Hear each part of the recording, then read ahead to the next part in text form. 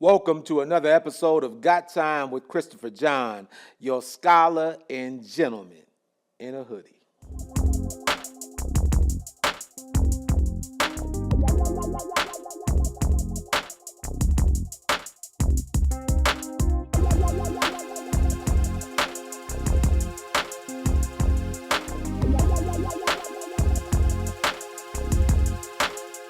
Black joy is resistance, resilience, and reclamation of our humanity. It arrives and survives without permission. While living in a social climate that often devalues our achievements and dismisses our contributions, our joy remains to be a tool that inspires many of us to shift the impact of negative narratives and violent policies into uncommon favor. Joy is often a choice, and our joy continues to be an essential act of uplift and survival. It empowers us to be agents of change, crusaders of justice, and disruptors of discrimination. This empowering gives us the fortitude to press forward no matter what circumstances may come our way. Joining me is the Assistant Executive Director of Arabia Mountain National Heritage Area in Lithonia, Georgia, and the founder of Bridge Builders Historical Consulting, LLC.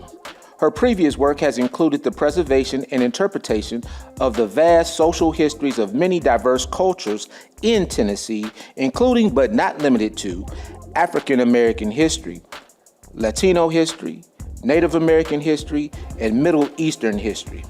She is a Memphis native and a proud alum of Tennessee State University. She holds numerous certifications and is an authentic resource in the field.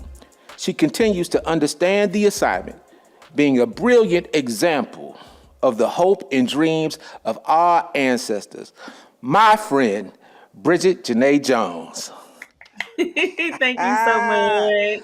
Oh, thank you so much. I'm glad that you got the time to join us here today and just share some of the meaningful work that you continue to do, especially there in the great state of Tennessee. But I know you're in Georgia, so you are the belle of the South, as I see you. You're doing your thing. Thank you so much. It's been a journey, so I'm excited to be here. I'm excited to see what the future holds. Absolutely. So let's talk a little bit, before we talk about your exhibit, Black Joy in Spite of, and other things. Can we just unpack a little bit about your childhood, and how you entered into the museum field and preservation of history? Absolutely. So, as you stated, I'm from Memphis, Tennessee. For a short while, my father worked for Fort Benning, so I lived in Columbus, Georgia. Then we moved back to Memphis when I was like 10 years old. Um, from that point forward, just kind of being in the South and being aware of the history of the South, I was just always really fascinated by it. I thought that race relations were so interesting at a young age. Like my uncle showed me Mississippi Damned, no, Ghost of Mississippi, when I was about 9 or 10 years old. And from that point forward, I was like just into Medgar Evers and Martin Luther King. Like I don't know. It was I was an odd adolescent, I guess. But then growing up in Memphis and kind of knowing the history of the civil rights movement and going to the Lorraine Motel and the Stax Museum, growing up knowing also that my grandmother is from Grand Junction, Tennessee, which is roughly 45 minutes outside of Memphis, knowing that they were enslaved on the Ames plantation because we had family functions that would be nearby it.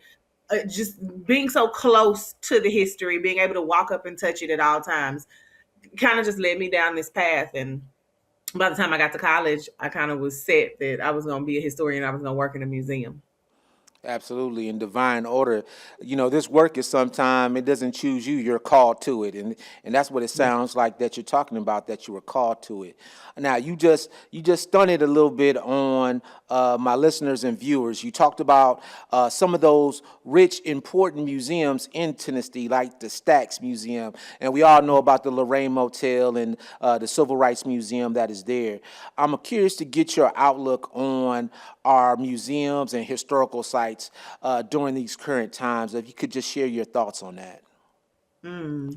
I think one of the most recent issues that we're saying, of course, is the gerrymandering issue.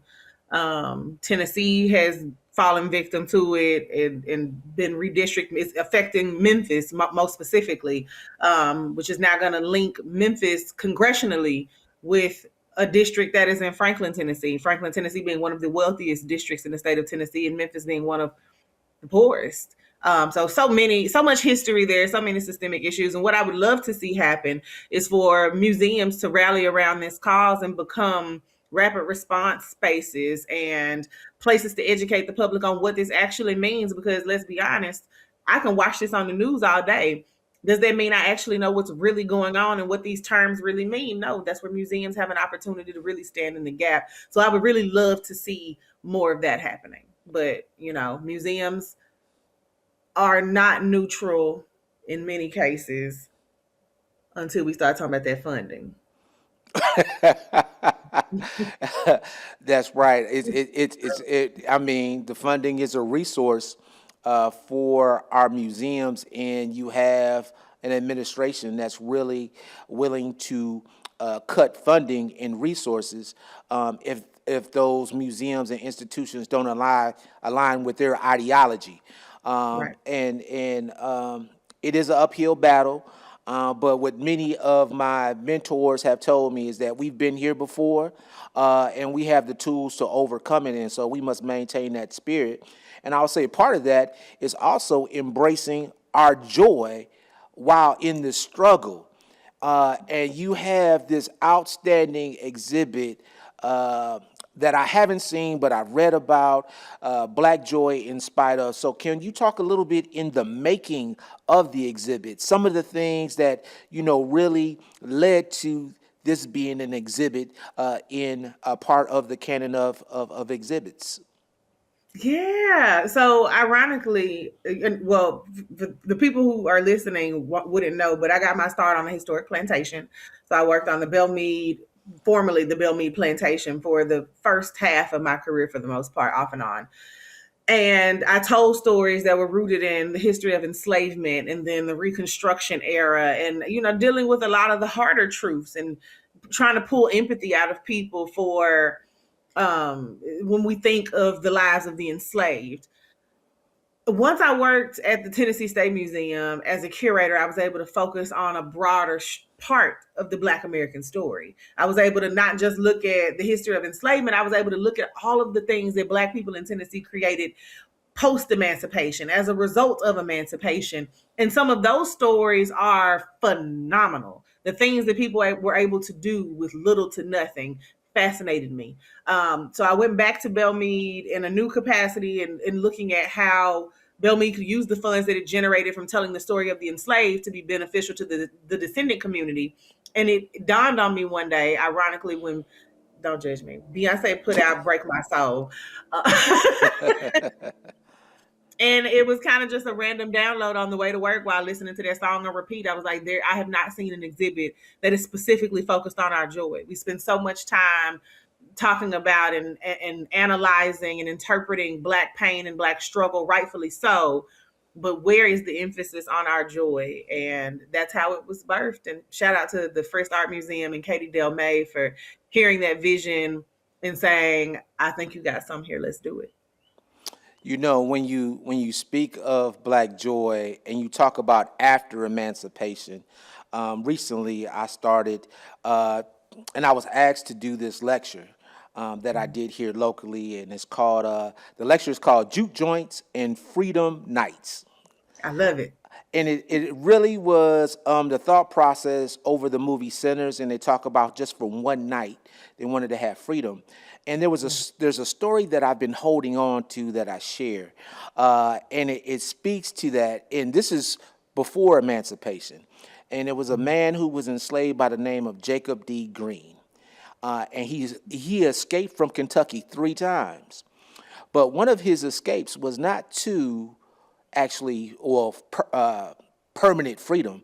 It was actually for freedom for one night that he found in the shindy, as he would call it, which is a dance. Yes, this brother snuck out in the middle of the night when all was still, liberated one of his master's horses, or enslaver's horses, I should say, and he got on that horse. But the process he goes into before he even gets on that horse to go to the shindy, he talked about how his Aunt Dinah got to iron his shirt, his linen shirt. He talked about he took her apron secretly and tore it in two and had one part for a necktie and the other part for a pocket square. And then he's talking about being sharp, and he would talk about how he grabbed buttons and mixed that in with change, and so that when he danced around the room, they thought he would had a lot of money in his pockets when he would hear that rustling in his pockets. And he steals his horse to go out to this shindy. And he just talks about how the fiddler was playing. He talked about, and he was very vain. He talked about how handsome he was looking.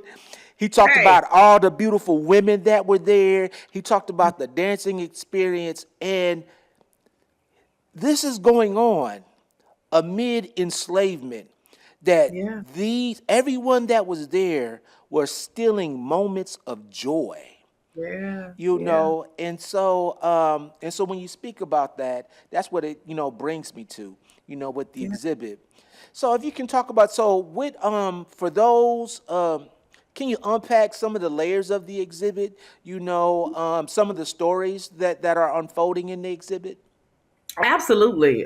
So because the exhibit is my love letter to hoods across the state of Tennessee, like wherever Black people exist in the state of Tennessee, it is my personal love letter to those communities because they all look so different. For those who don't know, Tennessee is divided into what's known as 3 grand divisions. There's East Tennessee, Middle Tennessee, and West Tennessee. On a simple level, Memphis is in West Tennessee, Nashville is in Middle Tennessee, Knoxville and Chattanooga are in East Tennessee. Each one of these districts, Blackness looks completely different. East Tennessee is Appalachia. That's its own culture with subcultures on subcultures. Middle Tennessee, it's slavery there, culture there was completely different because it was a really rich aristocracy. The capital is in Nashville, so that kind of shifts how the social structure works. Memphis has always been predominantly Black because that's where the land was the most fertile. So a lot of these big cotton fields exist in Memphis, hence the higher population of Black people to this day. So I wanted to really highlight those differences because there's some internal conflict about who realer, who blacker. At the end of the day, we all under the same regime, so it really don't matter. But I wanted to pay everybody their due respect. So for there's one picture of Corshett High School, which is one of basically the earliest Black school in Memphis that'll turn into Booker T. Washington, which is Memphis's first public school for Black children. And to this day, Booker T. Washington is in a predominantly Black neighborhood, graduating predominantly Black kids. And on the back end of that, there's an image of a graduate of Booker T. Washington High School in, I believe, 2010. And that image is important because she's standing there with Barack Obama, because Booker T. Washington, while it has a amazing history for the city of Memphis, because it is an inner city school, because it sits in South Memphis, of course, the systemic issues affect that school no matter how historic it is. And they were struggling with graduation rates at one point. During the Obama administration, they issued a like a competition of sorts that said that whatever school could pull themselves up to 100% graduation rate, Obama would come to your commencement speaker. And Booker T. Washington won. So I have an entry into this school, which is the first graduating class of Corshett High School that will become Booker T. Washington. And then what many people would like to say, Dr. King's promise in Obama and in the generations that follow him on the end of that exhibit. So I'm really proud of kind of trying to not only highlight our ups and our joys, but how hard we've had to work to get there. Because Obama didn't just become Obama overnight. And that gradual, pulling them grades will be hard. So I'm trying to make sure that everybody feels represented. Absolutely. The victories don't come overnight, and the I don't want to say the backlash, but I guess the backlash to those overcoming doesn't happen overnight as well. It's something that are in the works. I will say this is interesting. While you were talking about Tennessee, it made me think as a historian. I don't think the general public's value how important the history of the state of Tennessee is.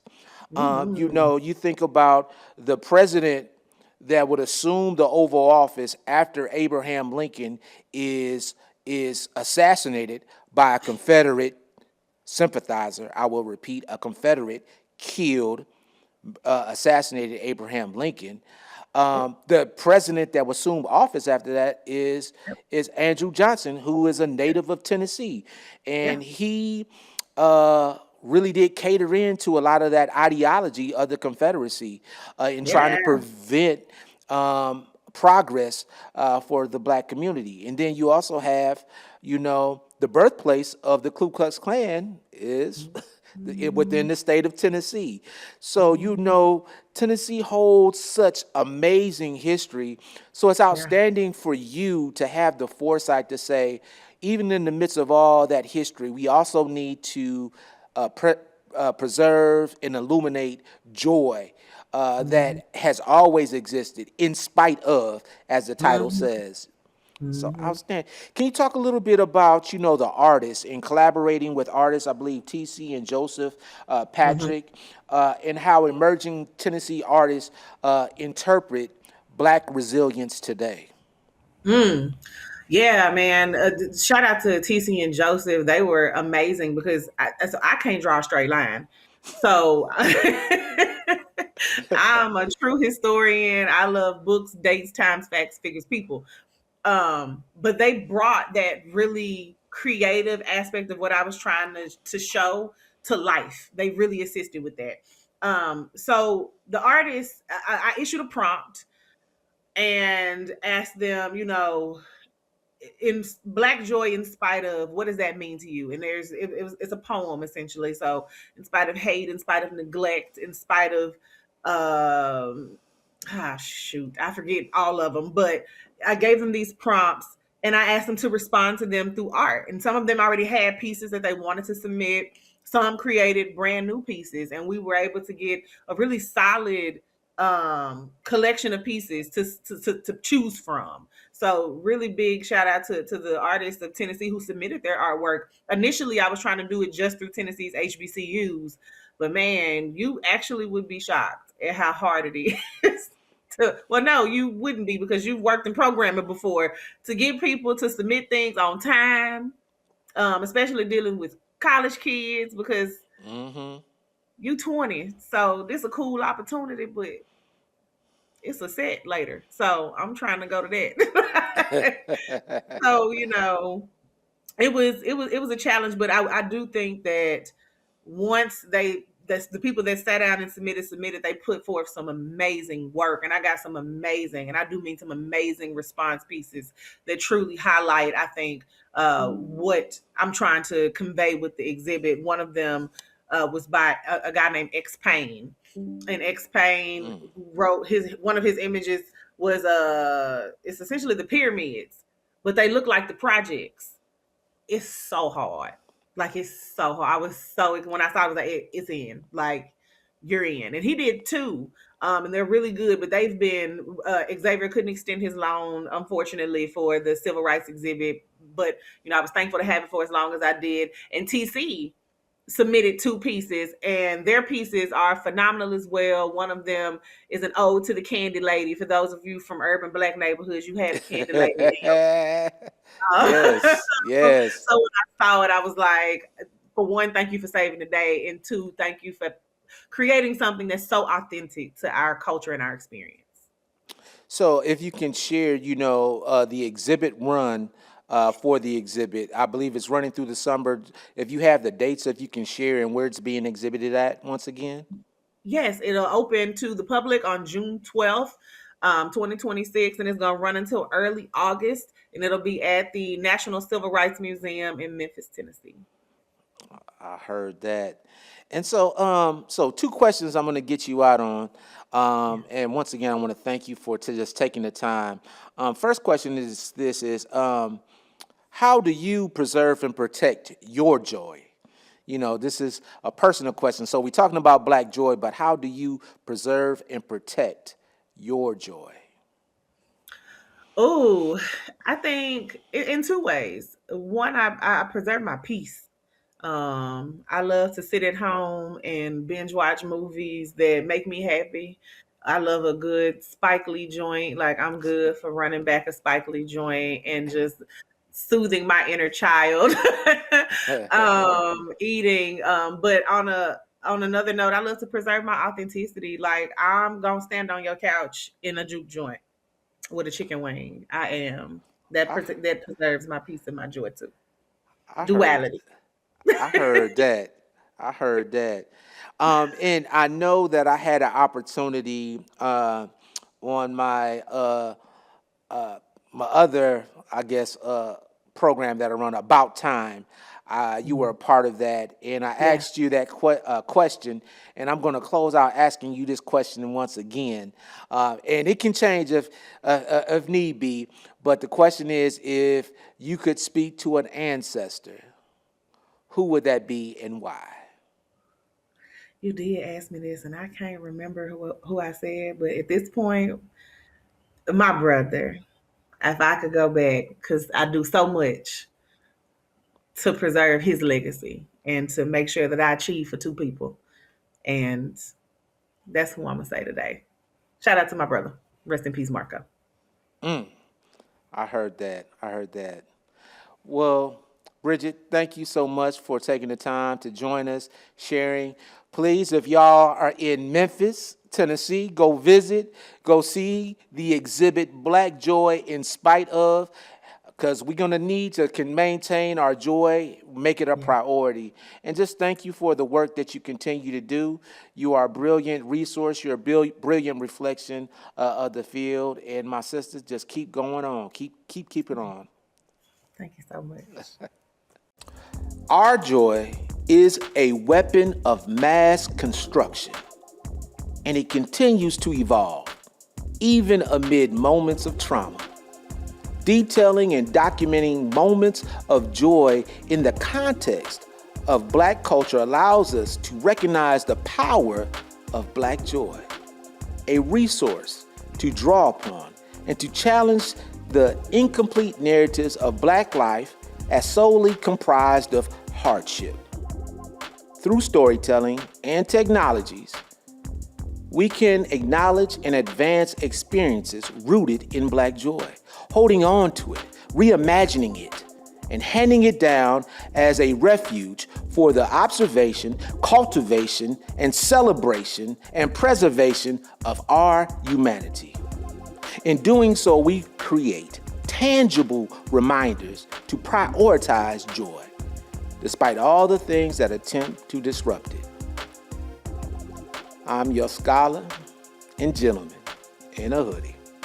Be joyful and know thy history.